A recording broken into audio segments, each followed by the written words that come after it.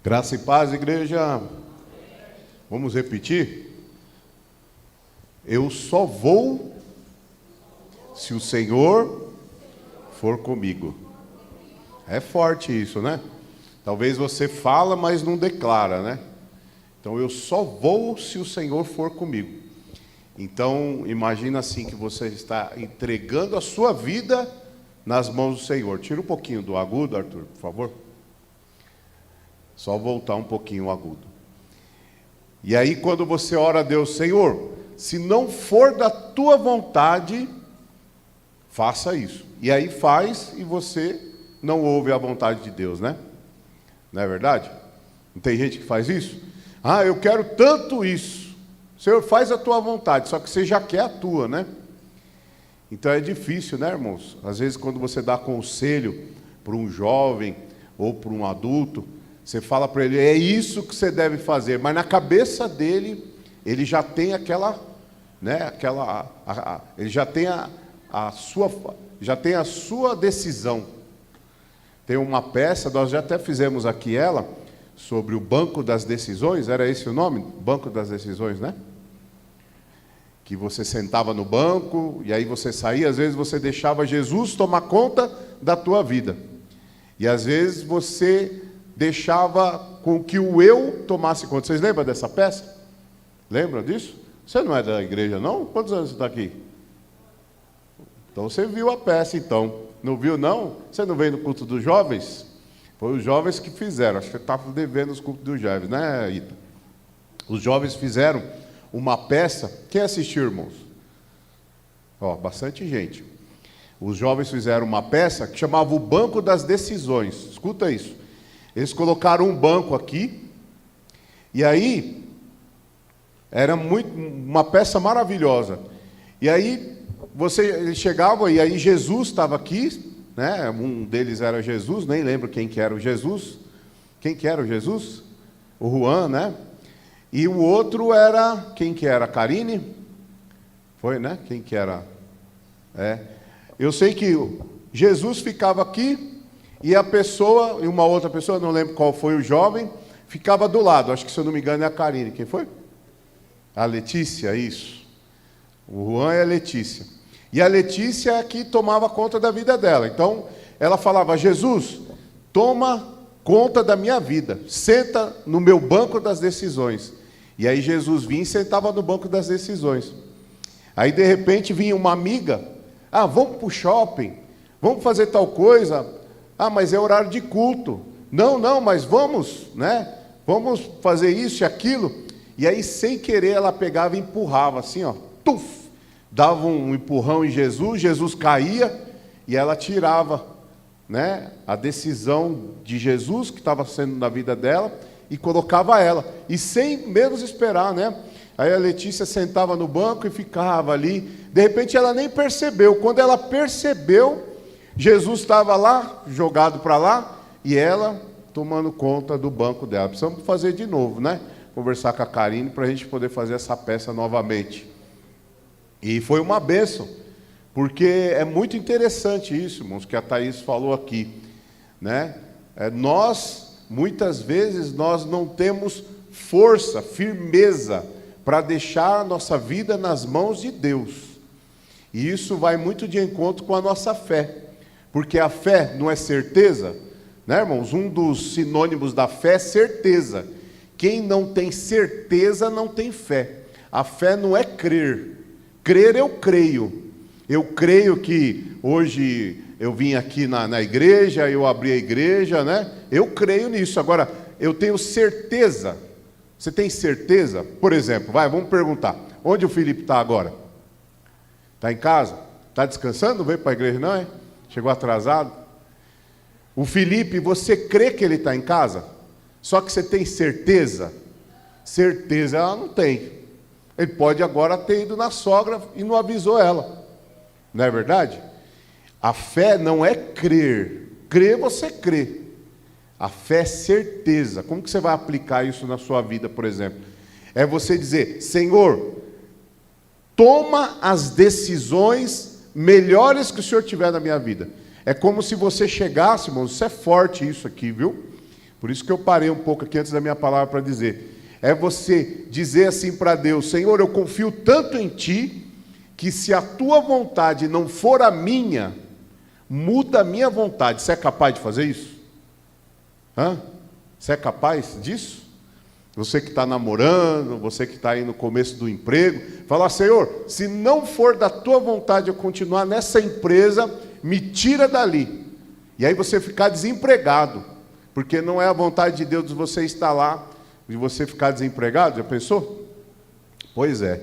Então, ouça bem essa palavra, né, que foi falada aqui, para que você venha dar certeza do que você quer da tua vida.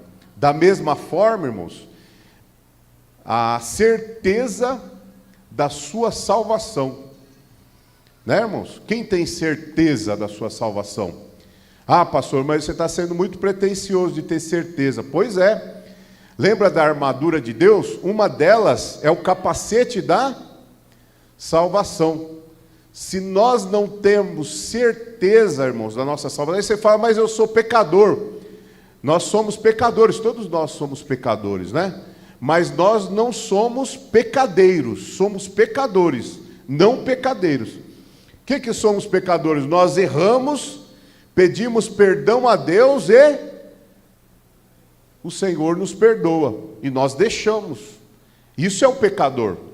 Jesus, Ele não ama o pecado, mas Ele ama o pecador. Então, se você está aqui, irmão, não sei porque eu estou falando isso agora, mas se você é um pecador, irmãos, peça perdão a Deus dos seus pecados, e não continue da mesma forma. Se você precisar de ajuda, busque ajuda, mas não se torne um pecadeiro. O que é o pecadeiro? O pecadeiro é aquele que pede perdão a Deus, se arrepende e Deus perdoa. Aí ele volta a pecar de novo, naquela mesma coisa. Aí ele se arrepende, pede perdão, aí deixa só uns 3 ou 4 dias, depois volta de novo. Então, irmãos, que o Senhor venha repreender aqui o pecadeiro. Nós não somos pecadeiros. Você falava mal dos outros, né? Mentia, enganava, era fofoqueiro, fuxiqueiro, né, irmãos? Fazia contendas, né? Quantas pessoas participam, irmão? A pessoa, ela é usada pelo diabo para fazer contenda nas famílias. Isso é demoníaco, isso é um pecado. Então você era assim, né? Você gostava de uma encrenca, você gostava de uma fofoca, você gostava de ser mentiroso, você gostava de enganar, você gostava de mentir, mas aí você conheceu a Jesus como Salvador, você viu que Jesus morreu por você e pelos seus pecados. Aí você se ajoelhou, falou: Senhor, me perdoa, Senhor, meus pecados, me ajuda, Senhor, a mudar. E Jesus te perdoou. E você era um pecador remido em Cristo Jesus, né? Então, se você é um pecador, você pode ter certeza da sua salvação, porque você se arrependeu, pediu perdão, o Senhor perdoou o seu pecado. Então, você pode ter certeza da sua salvação. O crente, irmão, tem que ter certeza da salvação dele. Você não pode viver uma vida de pecado o tempo inteiro, né, irmãos? E aí você vai, com certeza, receber a salvação em Cristo Jesus. Então, fé é certeza. Você tem que ter certeza da convicção que você tem em Cristo Jesus. Você tem que ter certeza que Jesus morreu, ressuscitou dos mortos. Quem crê nisso, irmão? Só cremos ou temos certeza? Eu tenho certeza, irmão, que Cristo morreu, ressuscitou e está lá do lado do Pai. Quem crê também? Se você crê nisso, a salvação já chegou até a tua vida, né? As demais coisas o Senhor vai te ajudando. E talvez você esteja aí, irmãos, num mar, numa lamação de pecado. Tudo isso, irmão, Jesus veio para você mesmo. Você está aqui hoje para isso. Não tem ninguém perfeito aqui. Mas aqui, irmãos, nós somos pessoas imperfeitas, buscando em Deus a perfeição. Eu era, irmãos, muito mentiroso, irmão. Meu pai foi muito mentiroso, eu era muito mentiroso. E eu falei: não posso continuar assim. Pensou um pastor mentiroso, como é?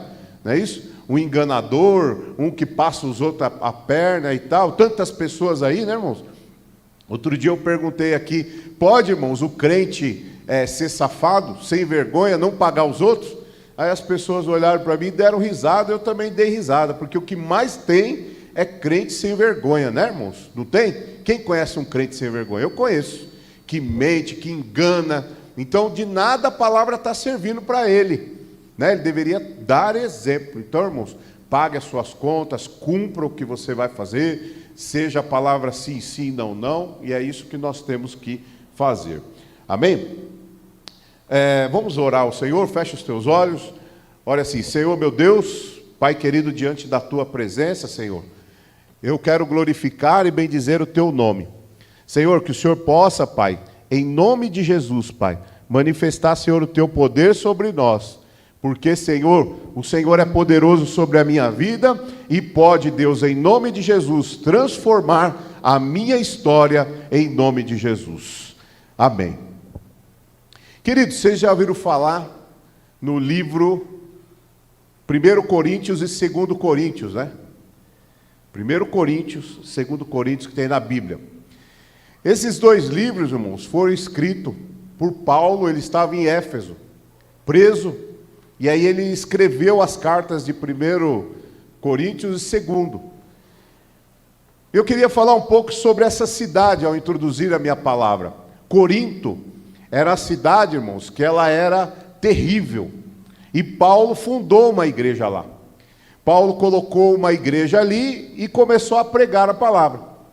Então, Paulo estava preso e ele mandou algumas recomendações, porque ele recebeu, né, a carta de 1 Coríntios, ela já começa por 3 obreiros dele, foi lá falar para Paulo: Paulo, olha, nós estamos passando por problemas dentro da igreja. E ali, com esses problemas que a igreja de Corinto estava passando, que ele escreve 1 e 2 Coríntios. Só para você ter uma ideia, Corinto, irmãos, era uma cidade que tinha 250 mil pessoas. Outro dia eu estava vendo, diz que Jaraguá e Taipas juntos tem 150 mil pessoas. Acredita? Né? A cidade de Canaã não deve ter 10 mil habitantes, né? A cidade da minha mãe parece que tem 30 mil habitantes. 150 mil aqui, irmãos. Corinto era uma cidade grande, tinha 250 mil cidadãos. Só que esses cidadãos eram cidadãos livres. E 400 mil escravos tinham. Então era uma época onde se tinha muitos escravos, né? Então era uma cidade bem povoada. Aqui a gente pode ver, somando os dois aqui, dá quase 1 milhão de pessoas que viviam ali em Corinto. A cidade de Corinto não tinha universidade. Universidade se tinha em Atenas, que era um pouco mais distante. Atenas é conhecido pela cidade do saber, não é isso? Muito conhecido, grandes filósofos nasceram e foram criados ali, porque era uma cidade onde se falava muito a respeito de sabedoria e de filosofia. Mas Corinto, embora não tinha universidade, Corinto era uma cidade que também havia muitas pessoas sábias, intelectuais, que liam, escreviam muitos textos ali. Era uma cidade muito importante e era também um polo comercial. Era uma região onde tinha um porto e tinha uma economia financeira muito avantajada. Como era uma cidade grande, assim como São Paulo, hoje nós vemos, né, a cidade de São Paulo aí, o carnaval, você vê aí crianças, né, seminuas e tantas coisas que você vê andando na rua. Corinto, irmãos, não era exemplo de moralidade. Corinto era exemplo de moralidade, irmãos. Lá tinha 12 tipos de templos de adoração. Imagina Paulo chegando ali, levando o evangelho de Jesus. Talvez ele chegou ali, nossa, aquele povo é o povo certinho, aquele povo é um povo diferente, não é isso? 12 templos tinha, e tinha um templo lá que era o templo de Afrodite. Irmãos, olha que terrível, você fala assim, nossa, o mundo está cada vez pior. Observa isso lá nessa época onde Paulo escreveu essa primeira carta. O templo de Afrodite tinha 1000 prostitutas lá dentro. Essas prostitutas, elas serviam no templo. 1000 prostitutas, irmão. Corinto era famosa pela sua imoralidade, por coisas erradas, por promiscuidade. Olha que interessante. Eu estava pesquisando e eu observei que existia um verbo chamado, lá no grego, não tem no português, tá? Que significa coriantinizar. Não é ser corintiano não, né, irmão? Corintianizar. Corintianizar era um verbo, não tem no português, tá, irmão? Não adianta você procurar que não tem no português. Corintianizar era um verbo que se usava no grego, lá nessa época. Corintianizar. O que era isso, irmão? Era viver como em Corinto. Significava, a pessoa que corintianizava era uma pessoa que vivia de prazer, de prazeres desenfreados. Olha como Corinto, irmãos, era uma cidade que estava feia na foto, com a prostituição, a imoralidade, irmãos. Esse verbo lá, corintianizar, ele significava que você estava satisfazendo os desejos desenfreados da carne. O que é desenfreados? Desejos que você não consegue controlar. É como nos dias de hoje, a pornografia, a sexualidade, aí nós vemos homem com homem, mulher com mulher, e tantas coisas, né, irmãos, que nós vemos por aí. Irmãos, você jamais pode compactuar com isso. Não podemos compactuar, irmãos, com homem, mulher com mulher. Não podemos. Obviamente que você deve amar, né, irmãos? Não impede de nós amarmos as pessoas, os homossexuais, as travestis, as pessoas que têm, né, esse tipo de atitude, mas nós não podemos aceitar a prática homossexual, porque Deus, ele não aceita isso, irmãos. A própria natureza, ela não aceita homem com homem, mulher com mulher. A própria natureza, mas você está sendo homofóbico. Não, irmãos. A natureza, se você for lá na natureza não se aceita homem com homem e mulher com mulher. O que acontece, irmão? Se tiver homem com homem, não tem procriação. Então a própria natureza, irmãos, não aceita isso.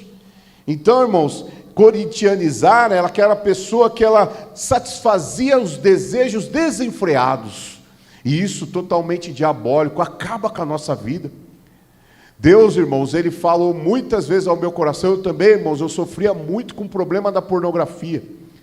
E hoje eu te falo, irmãos, ser livre da pornografia vai fazer o seu casamento crescer, vai fazer você viver em saúde sexual. Muitos homens têm problemas, irmãos, variados tipos, cânceres de próstata e tantas outras coisas que ocasionam na vida do homem e também na vida da mulher, devido à imoralidade. Mas Cristo estava chegando, irmãos, lá. Cristo estava chegando naquela cidade, levando o evangelho através de Paulo. Então algo ali dentro daquele lugar, irmãos, ia ser transformado. Assim como Deus transformou a minha vida, assim como Deus vai transformar a tua vida hoje, em nome de Jesus. Porque o Senhor manda te dizer nessa noite, Ele não quer que você vive uma vida de pobreza, uma vida de tristeza, mas uma vida de prosperidade. Uma vida de prosperidade no seu casamento, onde você consiga agradar a esposa em todos os sentidos, nos sentidos sexuais, nos sentidos espirituais, em todos os sentidos, irmãos, você ter um casamento feliz. Eu não sei porque eu estou falando sobre isso, mas o Senhor está falando, irmãos, que alguém precisa ouvir aqui nessa noite. Os prazeres desse mundo não trazem felicidades para o homem. Os prazeres sexuais, os prazeres mundanos, os prazeres desenfreados não trazem, irmãos. Mas quando Jesus entra em cena, as coisas mudam. Assim que era a vida de Corinto, irmãos. Eu queria que você entendesse que as coisas vãs desse mundo não nos deixam enxergarmos as coisas que são importantes. Por exemplo, você vê a natureza, né, irmãos, tão bonita e tão bela. Aí você vê um cara se acabando no cachimbo lá do crack, ou na cocaína, ou nas drogas, que ele consegue passar a sua vida inteira, irmãos, acabando com a sua saúde, sem poder obter prazer naquilo que mais Deus deu, que é a natureza, que é as coisas boas da vida, que é curtir, irmãos, muitas vezes, e eu não estou falando somente de pecados de moralidade, muitas vezes comer também, irmãos, é um pecado, comer desenfreadamente, e às vezes nós pecamos também, o pecado da gula, não é isso? A pessoa come ali, um desejo desenfreado, irmãos, e não consegue deixar de comer. Mas que o Senhor venha repreender isso da tua vida, porque depois, irmão, você vive uma vida sedentária, você vive uma vida onde você não tem saúde, aí passa um tempo, vem uma doença, você fica sem poder enxergar por uma diabetes, ou você tem algum problema de saúde, porque você não consegue controlar o seu desejo desenfreado de comer, desejo desenfreado de praticar as coisas, irmãos, e aí nós não conseguimos. O que o Senhor está falando ao meu coração, Deus, Ele é o maior interessado em fazer com que você viva cada minuto, cada segundo da tua vida, minutos de paz, minutos de alegria, minutos de prosperidade em todas as áreas da tua vida. Queria convidar você a ler 2 Coríntios, capítulo 4, versículo 18. Glórias a Deus. 2 Coríntios 4, 18.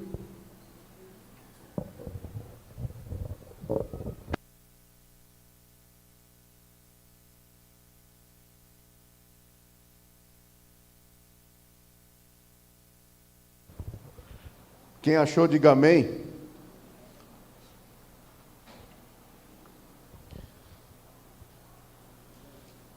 Diz assim a palavra do Senhor: não atentando nas coisas que se veem, mas nas coisas que não se veem, porque as que se veem são temporais, as que não se veem são eternas.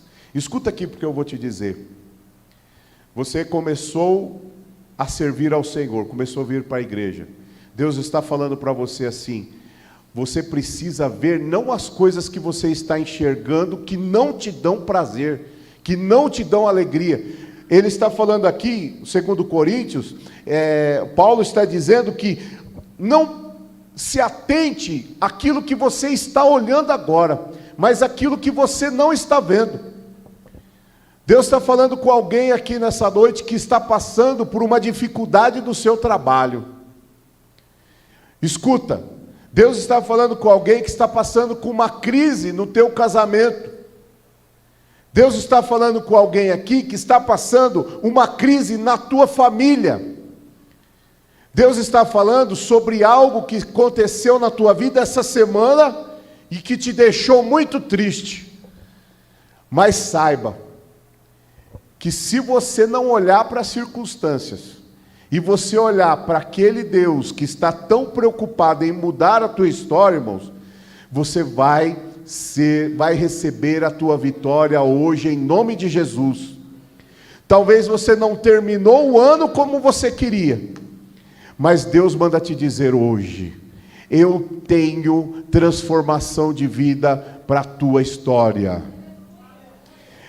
Vou repetir: eu tenho transformação de vida para a tua história.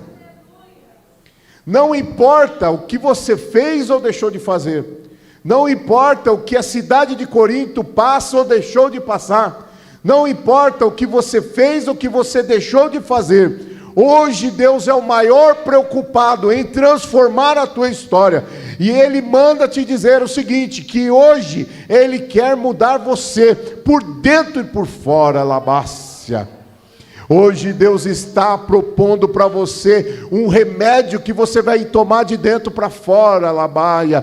Quando você toma um remédio para a pele, você vai e passa um creminho para a pele, não adianta nada se você não tem uma boa alimentação. Não é isso que os nutricionistas falam? Se você cuida da tua pele, irmãos, mas não cuida de tomar, de comer melhor, irmãos, a tua pele não adianta nada. Então a fé também é da mesma forma. Não adianta você transparecer com a Bíblia debaixo do braço, não adianta dentro da tua casa você mostrar que você é o crentão, que você é o mais crente de toda a sua família.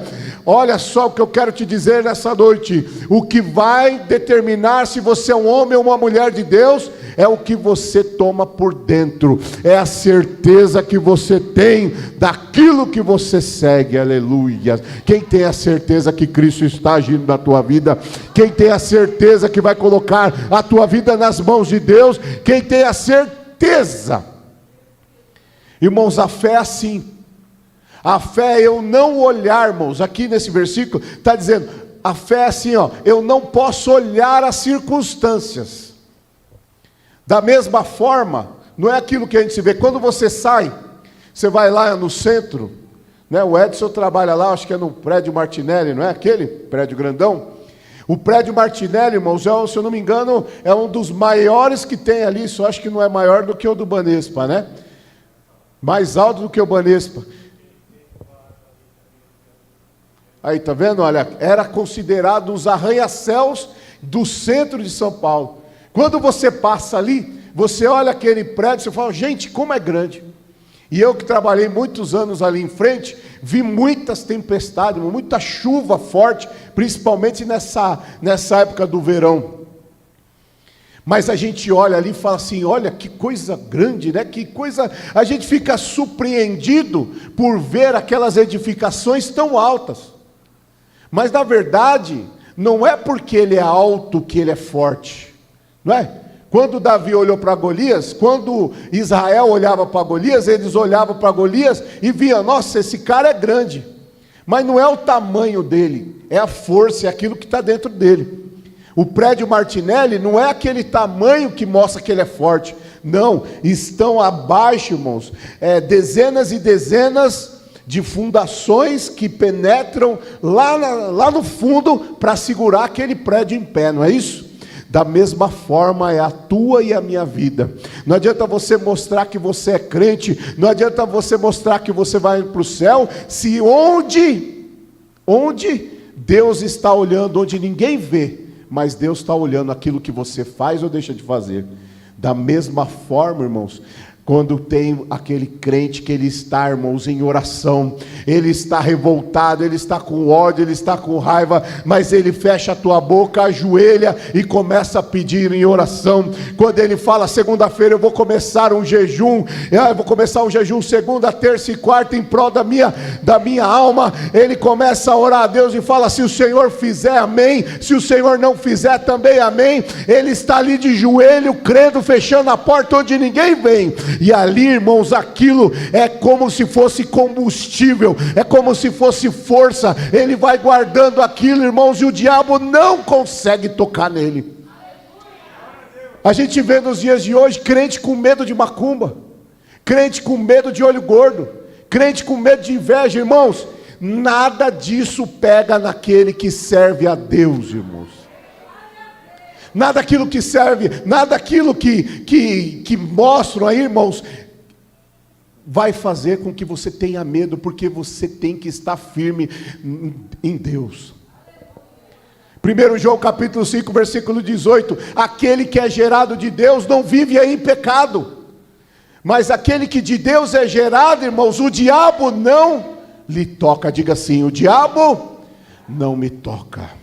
Ele podia ter tentado tocar na tua vida até hoje, mas a partir do momento que você entrou aqui na igreja, você ouviu a palavra, você vai deixar de ser um pecadeiro e vai virar um pecador pedindo perdão ao Senhor, e Ele vai perdoar você. Você vai sair daqui diferente de como você entrou, glorificando e bendizendo o nome do Senhor, aleluia. Não é aquilo que você vê. E a gente fala isso todo dia. Esse ano foi o ano que nós profetizamos em janeiro. Dia 1º de janeiro, o ano que nós íamos nos lançar no sobrenatural. Quem se lançou no sobrenatural? Eu me lancei. Eu estou fechando esse ano, irmãos, com um ano cheio de vitória. Quem também vai receber aqui em nome de Jesus? E eu creio, irmãos, que até aquilo que eu não recebi, para mim é vitória. Sabe por quê? Porque se eu não recebi, eu coloquei nas mãos de Deus. E se não foi para acontecer, foi porque Deus disse não. Porque eu disse para Ele no começo desse ano, Senhor, se a Tua vontade não foi a minha, muda a minha vontade. Então foi vitória mesmo naquilo que eu não ganhei.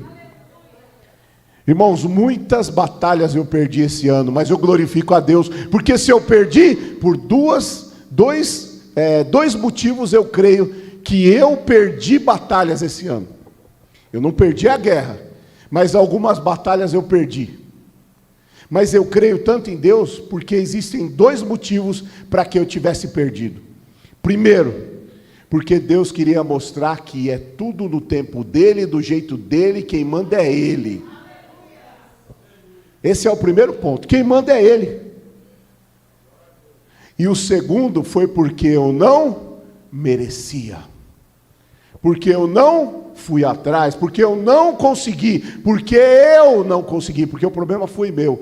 Então, irmãos, eu posso te dizer que eu venci a guerra. Por quê? Porque não são algumas batalhas que vai nos fazer perder.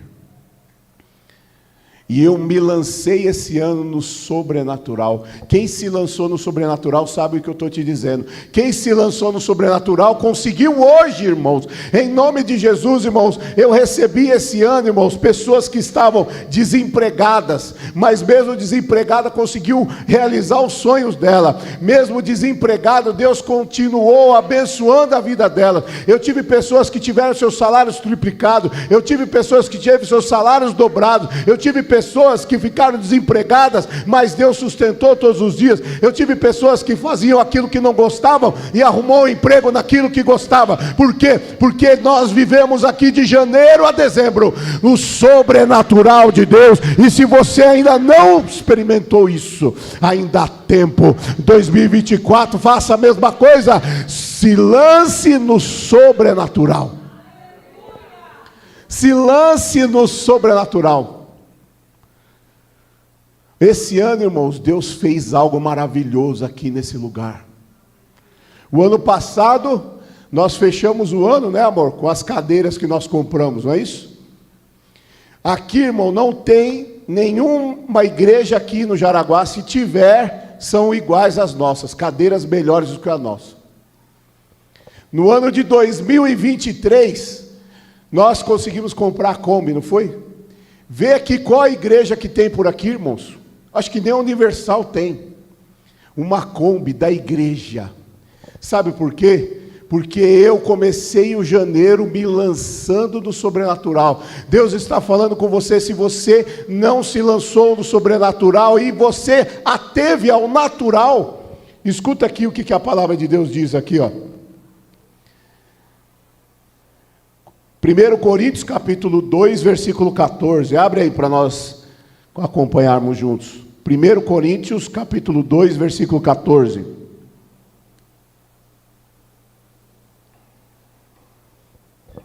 Escuta aqui, ó. Olha, você que não conseguiu a sua casa, você que não conseguiu mudar de emprego, você que não conseguiu a tua vitória, um namorado, eu não sei o que você não conseguiu. Escuta, ora, Deus falou isso para a gente em janeiro, que nós tínhamos que nos lançar no sobrenatural. 1 Coríntios capítulo 2, versículo 14. Ora, o homem natural não compreende as coisas do Espírito. Deus, irmãos, não te chamou para você ser natural. Está escutando? Você está na sua fé errada. Se você é dizimista e ofertante, mas se você não crê no sobrenatural, não é natural. Natural qualquer um pode ter, sua vida não vai andar. Se você é dizimista e não se lança no sobrenatural, não adianta nada. Agora, se você é sobrenatural e acredita no que eu estou te dizendo, irmãos, você vai viver os próximos melhores anos da tua vida. Sabe por quê? Porque ele estava dizendo, o homem natural não compreende. Até quando Deus vai mandar dizer aqui? Eu creio que pessoas aqui acreditam no que eu estou dizendo, mas até quando Deus vai anunciar, gente, vocês precisam se lançar no sobrenatural, terem coragem, pararem de choramingar. Ah, mas o pastor, ah, mas o obreiro, ah, mas o meu trabalho, ah, mas os juros, ah, mas a economia, ah, mas isso, mais aquilo. Para, homem, para a mulher de ser natural e viva o sobrenatural de Deus. Eu passei o ano inteiro falando isso. O mundo está em crise, os negócios estão em crise, mas os céus não estão em crise. Glorifica o nome do Senhor. E se você glorifica o nome dele, o diabo ele vai ficar surpreso, porque ele não sabe o que está acontecendo. Ele tentou te derrubar no ano de 2023, mas ele não conseguiu, porque você viveu um ano sobrenatural. Glorifica o nome do Senhor. Se você glorifica, você não é natural. Abraão não era natural. Escuta isso, eu preciso falar para você no último culto da vitória. Abraão não era natural, ele era sobrenatural, e ele foi fortificado quando ele deu glórias a Deus. Então eu quero ouvir um grande glória a Deus nessa noite. Glorifica, deixa glória, dê glória, glória, glória, glória, glória, glória, alabaça, recantas. Abraão, ele não era natural, ele era sobrenatural. Ser natural, começa a profetizar, começa a abrir a tua boca, e Deus vai começar a colocar um cântico novo na tua boca. Deus está me mostrando aqui, pessoas que entraram aqui amargas, pessoas que alguém chegou para você e falou: você está com a cara feia, você está triste, o que aconteceu com você? Deus manda te dizer: eu quero que você tenha alegria, eu quero que você tenha paz, eu quero que você conte as bênçãos que eu quero fazer na tua vida. Não olhem para as coisas do mundo, não ore para Corinto, não olhe para o que está acontecendo, olhe somente para Jesus, que quando você olhar para Ele, você vai ser sobrenatural. Ser sobrenatural é entender Mateus capítulo 6, versículo 25.